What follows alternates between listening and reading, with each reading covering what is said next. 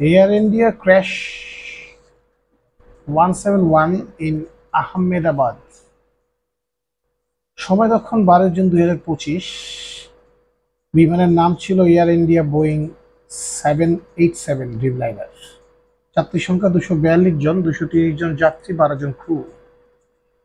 দুর্ঘটনাস্থল ছিল আহমেদাবাদের বিমানবন্দরের কাছে একটি ব্যস্ত লোকালয় মেঘদিনগর। সময় দুপুর 1টা 38 মিনিট ইন্ডিয়ান টাইম। ক্ষয়ক্ষতি: নিহত বিমানে 241 জন, শুধু একজন বেঁচে আছেন। মাটিতে 53 জনের বেশি, বিশেষত মেডিকেল হোস্টেলে থাকা ছাত্ররা। আহত 40 জনের বেশি, যারা হাসপাতালে ভর্তি। কারণ তদন্ত: বিমানটি উড়ার শুরুর 30 সেকেন্ডের মাথায় ভূপাতিত হয়। বিশেষজ্ঞরা দেখছেন বিমানের পাখা সঠিকভাবে খুলেছিল কিনা, ইঞ্জিনে কোনো সমস্যা ছিল কিনা, আবহাওয়া ভালো ছিল কিনা। উদ্ধারের অভিযানে সেনাবাহিনী, ফায়ার সার্ভিস ও এনডিআরএফ দল ঘটনাস্থলে পৌঁছায়।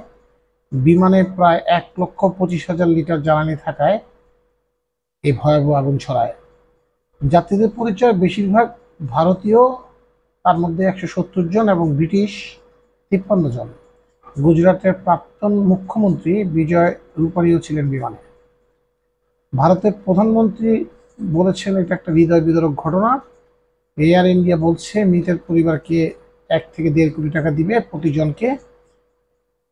বোয়িং বিমান কোম্পানি শোক প্রকাশ করে তদন্ত সাহায্য চেয়েছে। আপনি কি জানেন বোয়িং 787 ড্রিমলাইনারের এটাই প্রথম ভয়াবহ দুর্ঘটনা? 2020-এর দশকে সবচেয়ে ভয়াবহ বিমান দুর্ঘটনা এটি।